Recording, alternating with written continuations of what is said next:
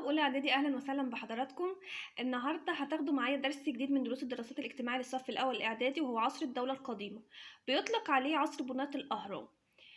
بيسمى كده عشان أكيد من اسمه بناة أهرام، يبقى أكيد اتعمل فيه أهرامات كتير.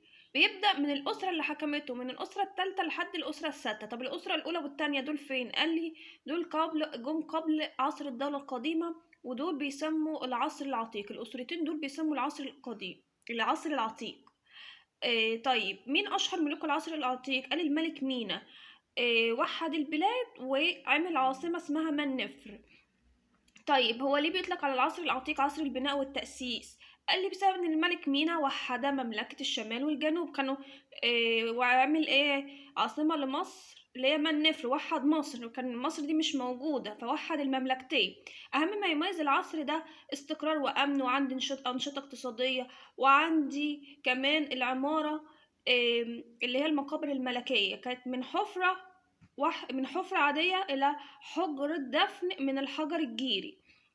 بيعملوها من بيعلوها مصطبة من الطوب اللبن. الطوب اللبن اللي هو الطين، بيبقى من الطين، بيصنع من الطين اللي هي القوالب. الطوب اللي احنا بنشوفه العادي بتاعنا ده، لما بنصنعه من الطين بقى بيبقى عامل في القوالب، بحطه في الشمس ينشف. ده كل ما يخص العصر العتيق. ندخل بقى لعصر الدولة القديمة. أهم ما يميز العصر ده الاستقرار. العمارة فيه اتغيرت، يعني كان عندي على العصر العتيق الدفن عنده حجر الدفن من الحجر الجيري، ده نظام متدرج تبع للملك زوسر لحد ما وصلنا للهرم الكامل. كمان بيتميز، هتاخدوا ده كله ده بالتفصيل دلوقتي. كمان بيتميز أيضا بالمعابد الجنائزية برعوا فيها، والمعابد الآلهة.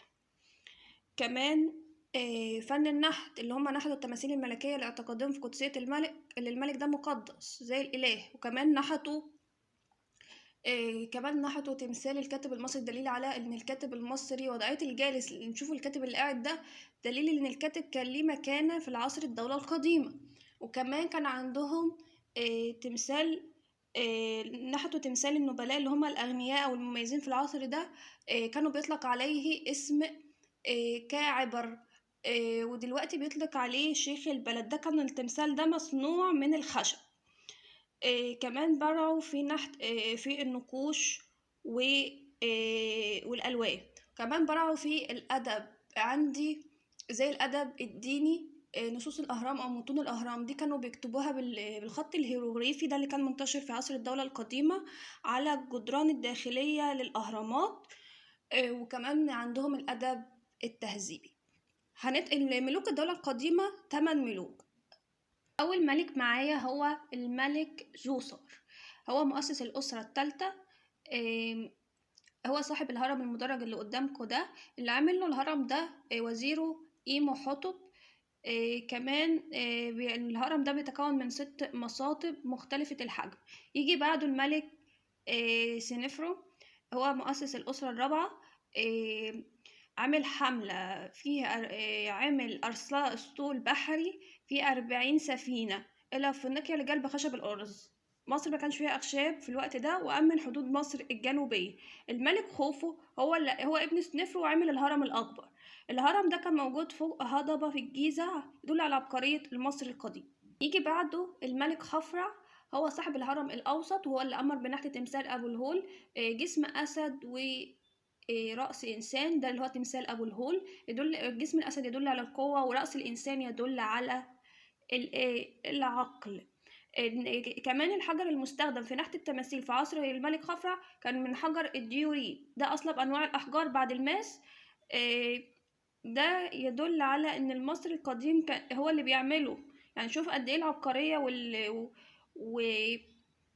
والتطور اللي المصري القديم وصله في عهد الملك خفرع.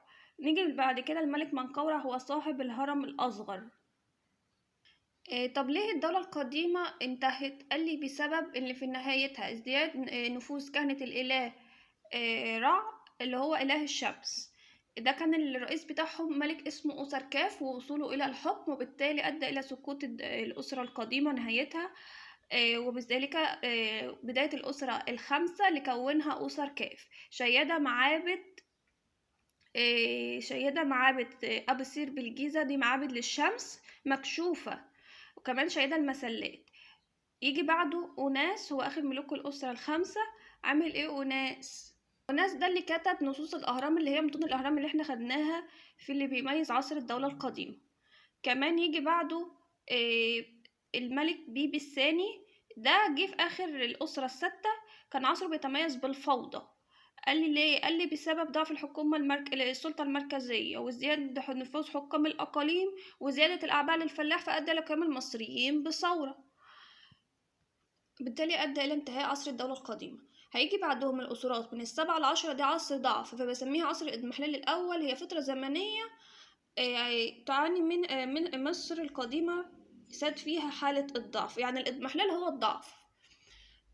طيب يجي بعدهم الأسرة ال11، جه بقى ملوك أقوياء، فبسمي الأسرة ال11 دي عصر الدولة الوسطى. أنا عايزة تعرف لي إزاي أفريقيا اتأثرت بمصر القديمة، بالحضارة المصرية القديمة.